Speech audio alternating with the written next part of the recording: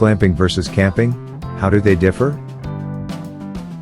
If you've ever been camping, you know how fun it can be. Yet it's not always something people enjoy doing. This changed somewhat with the rise of glamping, which allows them to bring the comforts from home they are used to with them. Ultimately, that is the difference between glamping and camping. Yet glampers also differ from campers in other ways too. Let's explore the differences between camping and glamping in greater detail. Glamping. Taken from the words camping and glamorous, the term glamper simply refers to a person who is using great amenities and perhaps even resort-style services that one would not normally have as a traditional camper.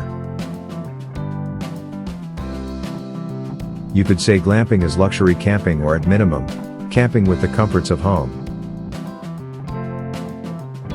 Examples of this glamorous camping include an incredibly large climate-controlled tent. They are large enough to have full beds inside of them. Funny enough, this used to be the type of thing a king and or queen might use when they traveled back in the Middle Ages. If one is still using a tent, then what's the problem, right? The problem is that traditional camping will not tend to involve an incredibly large tent. At most, people might take an air mattress with them, using an RV for some stuff, but otherwise, traditionally camping is not a big deal. But sleeping inside the RV and barely going outside while you're there is not really camping. Most would ask what the point is in going for people like that. Other glamping material. Some people who go glamping might arrive with things set up for them.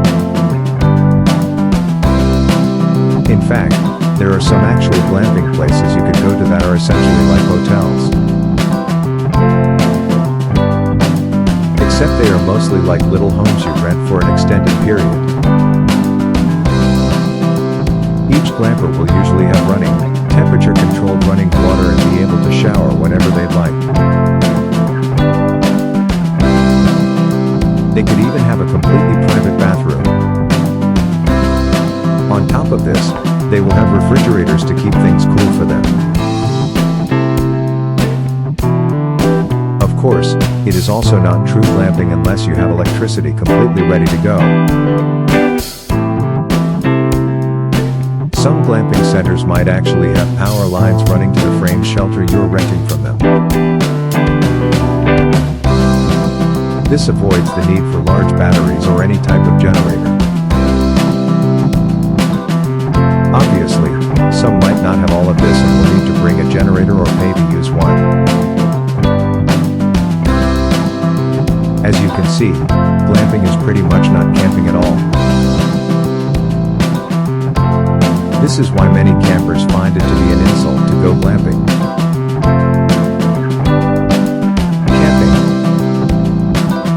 Camping is not the same for everyone.